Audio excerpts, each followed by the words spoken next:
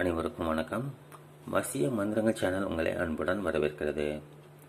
இன்றைய பதிவில் நம்ம பார்க்க போகிற வசிய முறை நீங்கள் ஒன் சைடாக விரும்புகிறீங்க, ஆனால் அவங்கக்கிட்டேருந்து எந்த ஒரு ரெஸ்பான்ஸும் இல்லை அப்படின்னாக்கா இதை பயன்படுத்துங்க.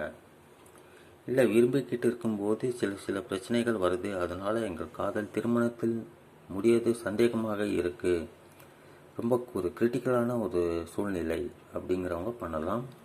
நீங்கள் யாராவது விரும்புகிறீங்க, ஆனால் அவங்கக்கிட்டேருந்து ஒன்றும் ரெஸ்பான்ஸே இல்லை, ஆனால் நல்லா பேசுகிறாங்க பழகிறாங்க, பட் ஒரு முடிவுக்கு வர மாட்டேன்றாங்க, நான் எவ்வளோ நாள் காத்துக்கிட்டு இருக்கிறது அப்படிங்கிறவங்க பண்ணலாம்.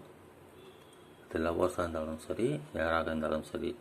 கணவன் மனைவி ஒற்றுமைக்கு ரொம்ப சிறப்பான ஒரு வசிய முறை. கணவன் வீட்டுக்கு வந்தாலே சண்டை போடுறாரு, பிரச்சனைகள் பண்ணுறாரு, கவனிக்க மாட்டேன்றார் குடும்பத்தை அப்படின்னாக்கா பண்ணலாம். ஆனால் வெளியே எல்லாருக்கிட்டையும் நல்லா ஜாலியாக பேசுகிறாரு, வீட்டுக்குள்ளே வந்து ஆளே மாறுகிறார் அப்படின்னாக்கா பண்ணலாம். இதற்கு பின்னாடி மூன்றாவது நபர்கள் யாராவது இருக்காங்க, அவங்களுடைய ஏதோ ஒரு தவறான செயல்களால் இந்த மாதிரியெல்லாம் நடக்குது அப்படின்னு கவலைப்படுறவங்க இதை பண்ணுங்க. அந்த மூன்றாவது நபரை தட்டி ஒதுக்கி விட்டுரும். அவங்க ஏதாவது ஒரு சூழ்ச்சி பண்ணியிருந்தாங்கன்னா அதுலேருந்து உங்களுக்கு நிவர்த்தி கிடைச்சிட்டு நிரந்தர தீர்வு கிடைச்சிடும். உங்களுக்கு பழைய மாதிரி உங்கள் மேலே அன்பு பாசம் விநேசத்தோடு பழக ஆரம்பிச்சிருவாங்க. அப்படி ஒரு சக்தி இதற்கு இருக்குது. அதில் முழு நம்பிக்கை ஈடுபாட்டோடு பண்ணுங்கள். மூன்றாவது நம்மளோட பேர் தெரியலனா கூட பரவாயில்ல, அந்த அவங்கள நினச்சிக்கிட்டே பண்ணுங்கள். அவங்க நீங்கள் பார்த்ததே இல்லை அப்படின்னா கூட பரவாயில்ல. மூன்றாவது நபர் யாராக இருந்தாலும் அவர் இவரை விட்டு விலகி என்னிடம் அன்பு பாசம் நேசத்தோடு பழக வேண்டும் அப்படின்னு நீங்கள் வேண்டிக்கிட்டு பண்ணாலே போதும். இந்த சேனலை சப்ஸ்கிரைப் பண்ண மறக்காதீங்க. இந்த பதிவு பிடிச்சிருந்தால் லைக் பண்ணுங்கள், ஷேர் பண்ணுங்கள். பெண்கள் தீட்டு நாட்கள் பண்ணக்கூடாது, மற்ற நாட்கள் பண்ணலாம். இப்போ ஸ்ட்ரெயிட்டாக வீடியோக்குள்ளே போயிடலாம். நம்ம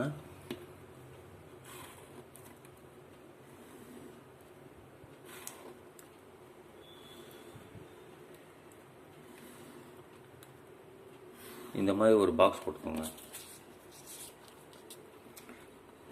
786 போடுங்க. 5 8 7 3 4 5 1 3 0. இது 3 1 3 0 7 5 7 8 1 4 5 3 7. இங்கே 2 1 5 7 9 1.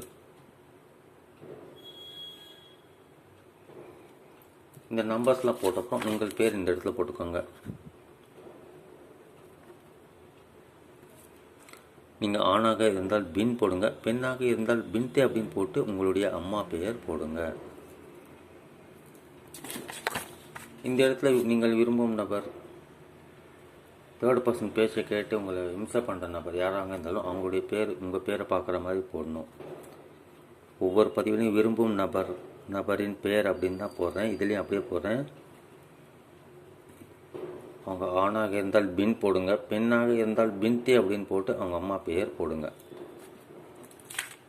இந்த ஒன் சைடாக லவ் பண்ணுறவங்களுக்கு லவ் பண்ண ஆரம்பித்தோடனே கான்சன்ட்ரேஷன் ஃபுல்லாக அவங்க மேலே தான் இருக்கும். அவங்க ஃபேமிலியை பற்றி தெரிஞ்சுக்கிறதுக்கு உண்டான இன்ட்ரெஸ்ட்லாம் அது அவ்வளோ அதிகமாக இருக்காது. அவங்களும் அதில் கவனம் செலுத்திருக்க மாட்டாங்க. அந்த மாதிரியான நபர்களுக்கு பார்த்தீங்கன்னாக்கா அந்த பெண்ணோட அல்லது ஆணோட அம்மா பேர் தெரியாமல் இருக்கும்.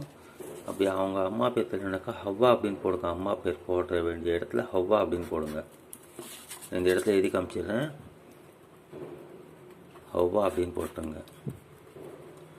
லாங்குவேஜ் ப்ராப்ளம் இருக்கிறவங்க, தமிழ் தெரியாது அப்படின்னாக்கா இங்கிலீஷில் பேர் எழுதி ஹவ்வா அப்படி போடுங்க.